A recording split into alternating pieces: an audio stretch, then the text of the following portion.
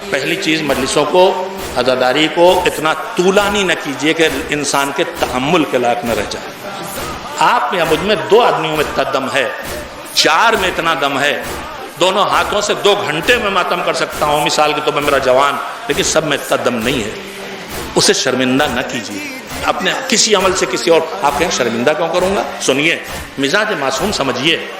گھنٹوں نوحے، گھنٹوں ماتم، لمبی لمبی مجلسیں، لمبے لمبے، یہ سب جو ہم کر رہے ہیں، جو اس سے محروم ہو رہے ہیں اس کے ذمہ دار. اور اگر وہ شرمندہ ہو رہے ہیں، لوگ کہہ رہے ہیں دیکھو ماتم سے بھاگ گئے، جلوس سے بھاگ گئے. تحمل کی حدوں میں ہر چیز کو رکھیے. اگر ہمارے بزرگوں میں زیادہ وقت تھا، ان کے پاس کم مشغولیت تھی، ان کے پاس طاقت زیادہ تھی، بدن میں قوت برداشت زیادہ تھی، دھوپ کی، گرمی کی، کھڑے ہونے کی، چلنے کی. اب ہم سب جنگل کے درخت نہیں رہ گئے، گملے کے پھول ہو گئے. تو ان گملے کے پھول لڑکوں اور جوانوں کو آپ اتنا زبردستی کریں گے تو یہ زبردستی ان کو بھگا دے گی. بالکل اسی طرح جیسے آپ کسی فٹ بال کو حوض میں ڈبوائیں تو ہاتھ سے دبائے رکھیں گے تو جتنی دیر دبائے رکھیں گے رکے گا، اور جیسے ہی ہاتھ ہٹے گا بھاگ جائے گا. آپ نئی نسل کو عزاداری سے، ان لمبی لمبی عادتوں، لمبے لمبے پروگراموں کی وجہ سے، عزاداری سے، نماز سے، عبادت سے، ہر چیز سے دور نہ کر رہے ہو. خدا نخواستہ اس کا جائزہ لیجیے. سمیٹنا چاہیے، تحمل کے اندر لانا چاہیے. ایک بات. دوسری بات یہ، پورے ابھی میں سنا رہا تھا دل دکھانا.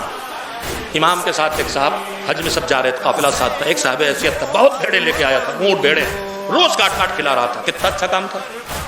جو حاجی ساتھ آئے ہیں ان کو اونٹ اور بھیڑیں کاٹ کاٹ کھلا رہا، جن کو نصیب نہیں، ثواب ہی ثواب ہے نا. مگر امام ایک دن بلایا، تم یہ جو کر رہے ہو تم نے کبھی سوچا تم دوسروں کو ذلیل کر رہے ہو؟ اس نے کہا مولا یہ نہ کرو. کیوں مولا؟ میں تو نیکی کے لیے کر رہا ہوں، لوگوں کو کھلا رہا ہوں. سنیں دین کتنا حساس ہے، اور ہم کو کتنا حساس ہونا چاہیے جو ہم شیعہ ہیں، جو ہم ان کے چاہنے والے ہیں. کہ تم نے کبھی سوچا تم روز بھیڑیں بکریاں کاٹ کاٹ کھلا رہے ہو؟ کہ مولا خوشی کے لیے ان کی. کہ یہ بھی سوچو اگر ان میں سے جتنے ہیں ان میں تمہارے جیسے صاحب حیثیت نہیں ہے، تمہیں کھلاتے دیکھ کے ان کا کلیجہ محسوستا ہے کہ میں نہیں کر پا رہا ہوں. ان کو جو یہ دل کو اذیت پہنچ رہی ہے اس سے بچانے کے لیے یہ نہ کرو. اللہ کرے گا آپ تک بات پہنچی ہو. میں بہت زبردست تبرک بانٹ سکتا ہوں مگر میرا غریب پڑوسی نہیں حیثیت رکھتا. اب میں نے اپنی طاقت سے زیادہ پیسہ لگا کے تبرک بانٹ ڈالا، اس کا دل محسوس رہا ہے کہ میں نہیں کر پا رہا ہوں. امام کہتے ہیں یہ نہ کرو کہ تمہاری عمل کی شدت سے کسی کے دل کو تکلیف پہنچے. دوسری اور آخری بات کہہ کے بات کو ختم کروں.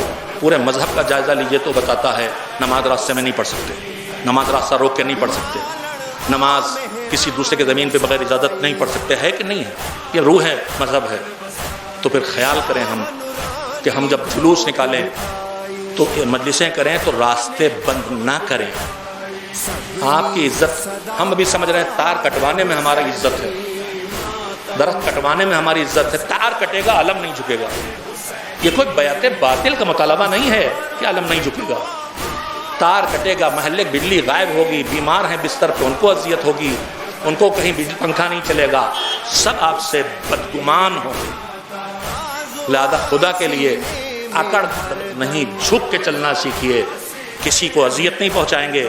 ہم حسین کا نام لے کے آگے بڑھ رہے ہیں تو حسین اذیت پہنچانے نہیں آئے تھے. انہوں نے پہلے ہی کہہ دیا تھا میں اس لیے نہیں نکلا ہوں، مفسد فی الارض بن کے نہیں نکلا ہوں، جھگڑا کھڑا کرنے نہیں نکلا ہوں. لہذا جھگڑے نہ کھڑے ہوں عزاداری میں کہ یہیں سے ضرور گزریں گے اور تمہیں یہ اپنا زینہ توڑنا پڑے گا اور تمہیں یہ چھجا کاٹنا ہے اور میرے باپ دادا سے اس گلی سے نکلنا یہیں سے گزار کے رہیں گے. آپ مذہب کی روح کی حفاظت کیجئے. پتلی گلی ہو، پتلی سڑک ہو، چوڑی سڑک ہو، جلوس ادا کی یہ شان بنائیے کہ آدھا 2/3 جتنا کم سے کم آپ لے سکتے ہیں اتنا راستہ جلوس کے لیے رکھیے. رسیاں باندھ کے اسی سڑک کے ایک حصے کو آنے جانے والوں کے لیے خالی چھوڑیے.